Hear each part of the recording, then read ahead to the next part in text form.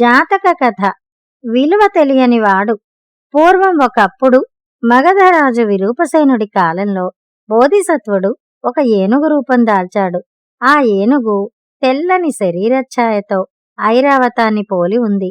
అందుచేత మగధరాజు ఆ ఏనుగును తన పట్టపుటేనుగ్గా చేసుకున్నాడు. ఒక పర్వదినం నాడు మగధరాజ్యమంతా దేవలోకాన్ని మించి అలంకరించబడింది. నగరమంతటా అతి వైభవమైన ఊరేగింపు జరపటానికి ఏర్పాట్లు చేశారు. పట్టపుటేనుగును చక్కగా అలంకరించారు. సైనికులు ముందు వెనక నడుస్తుండగా రాజు ఆసీనుడై ఉన్న ఏనుగు అంబారి ఊరేగింపు బయలుదేరింది. దారి పొడుగున జనం ఉత్సాహంతో, ఆహా, ఏమి ఈ గజరాజు గమనం, దీని అందచందాలు చూస్తుంటే ఏ సార్వభౌముడికో వాహనంగా ఉండతగిందిలా కనపడుతున్నది అంటూ ఏనుగును మెచ్చుకోసాగారు. ఈ పొగడ్తలకు రాజు కోపం తెచ్చుకుని మనసులో, జనం రాజైన నాకు చూపవలసిన గౌరవం ఈ ఏనుగు చూపుతున్నారన్నమాట. ఒక్కడు అంబారీలో ఉన్న నాకేసి కన్నెత్తి చూడడం లేదు. దీన్ని ఏదో విధంగా పరలోకయాత్ర కట్టించాలి అనుకున్నాడు. రాజు మరుసటి రోజున మావటివాణ్ణి పిలిపించి, ఒరేయ్, పట్టపుటేనుగు మంచి శిక్షణ గలదేనా అని అడిగాడు. దానికి శిక్షణ ఇచ్చి అంబారీ ఏనుగుగా తయారు చేసింది నేనే ప్రభూ అన్నాడు మావటివాడు. ఏమో, నీ మాటల్లో నాకు నమ్మకం కలగడం లేదు.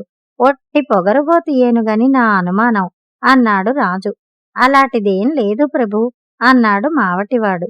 సరే, నువ్వు చెబుతున్నట్టు అంత గొప్ప శిక్షణలో పెరిగిన ఏనుగైతే నువ్వు దాన్ని ఆ కనపడే పర్వత శిఖరానికి ఎక్కించగలవా అని అడిగాడు రాజు. ఎక్కించగలను మహాప్రభు అని మావటివాడు పట్టపుటేనుగును క్షణాల మీద పర్వత శిఖరానికి ఎక్కించాడు. రాజు కొంత పరివారాన్ని వెంట పెట్టుకుని ఏనుగు వెనగ్గా కొండ ఎక్కాడు. శిఖరం ఒకచోట బల్లపరుపుగా కొంత దూరం పోయి కోసుగా కొన తేరి ఉన్నది. రాజు ఏనుగును అక్కడ ఆపమని మావటికి చెప్పాడు. నువ్వు దానికిచ్చిన శిక్షణ ఏ పాటిదో చూస్తాను. ఏనుగును 3 కాళ్లపైన నిలబెట్టగలవా అన్నాడు రాజు. వెంటనే మావటివాడు ఏనుగు తలను అంకుశంతో తాకి సైగ చేసి, బాబా, ప్రభువుల వారి ఆజ్ఞ అయింది, 3 కాళ్ల మీద నిలబడు అన్నాడు. ఏనుగు అలాగే చేసింది. రాజు, ఆహా, బావుంది అని, ఈసారి ముందరి కాళ్ల మీద నిలబడగలదేమో చూడు అన్నాడు. మావటివాడు సైగ చేయగానే ఏనుగు ముందు కాళ్ల మీద నిలబడింది. ఇది బాగానే ఉన్నది. ఇప్పుడు వెనక కాళ్ల మీద నిలబడగలదేమో ఆజ్ఞాపించి చూడు అన్నాడు రాజు ఏనుగు కేసి కోపంగా చూస్తూ. వెంటనే ఏనుగు వెనక కాళ్ల మీద నిలబడింది. ఒంటికాలి మీద నిలుచోగలదా అన్నాడు రాజు. ఏనుగు సునాయాసంగా ఒంటికాలి మీద నిలబడింది. ఇన్ని తిప్పలు పెట్టినా ఏనుగు పర్వత శిఖరం మీద నుంచి కిందకి పడకపోయేసరికి రాజు మనసులో కుళ్ళిపోతూ మావటితో, ఇలాంటి పనులు ఏ కొద్దిపాటి శిక్షణ గల ఏనుగైనా చెయ్యగలదు. ఇంకొక్క పరీక్ష పెట్టదలిచాను అన్నాడు.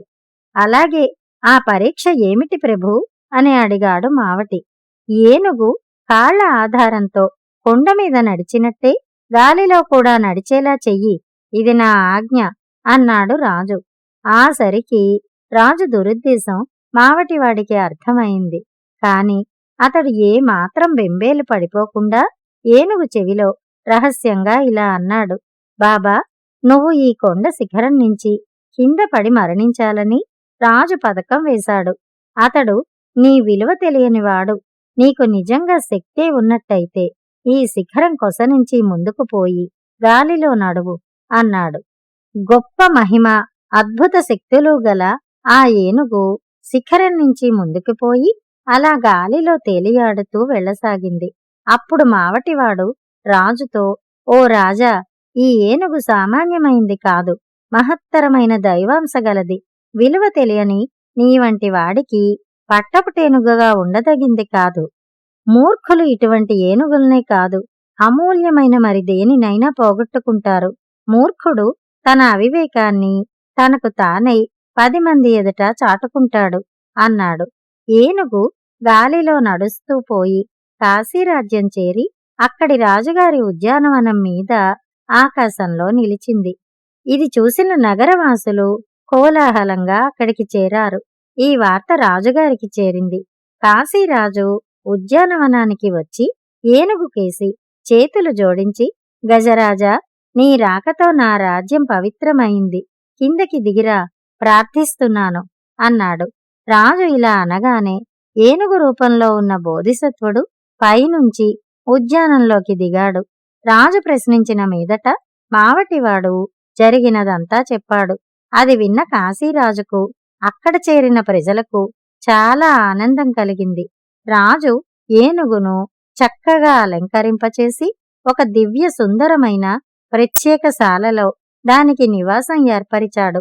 ఆ తర్వాత తన రాజ్యాన్ని 3 భాగాలుగా చేసి ఒక భాగం ఏనుగు రూపంలో ఉన్న బోధిసత్వుడి పోషణ కోసం, రెండవ భాగం మావటికి ఇచ్చివేసి మిగిలిన దాన్ని తన సొంతానికి ఉంచుకున్నాడు. బోధిసత్వుడు కాశీరాజ్యం చేరినది మొదలుగా కాశీరాజు ఐశ్వర్యము, సంపద దినదినాభివృద్ధి కాజొచ్చింది. ఆయన పేరు ప్రఖ్యాతులు దశ దిశలా వ్యాపించినాయి. కథ సమాప్తం. అప్పు తెచ్చే తెలివి. సూర్యాపురం జమీందారు గారు ఒకనాడు గోష్ఠిలో ఉండగా పొరుగురి మల్లయ్య వచ్చి తన కుమార్తె వివాహానికి 3000 రూపాయలు అప్పు ఇయ్యమని అర్థించాడు. ఈ మాత్రం అప్పు మీ ఊళ్ళో పుట్టించే శక్తి నీకు లేదన్నమాట అన్నాడు జమీందారు. పరమ లోభి నుంచి కూడా అప్పు పుట్టించే శక్తి నాకుంది, కాని తమ చేతి చలవ గురించి విని ఇంత దూరం వచ్చాను అన్నాడు మల్లయ్య. మా ఊరి పోలయ్య నుంచి అప్పు తేగలిగితే 5000 చేసే నా కంకణం ఇచ్చేస్తాను అన్నాడు జమీందారు.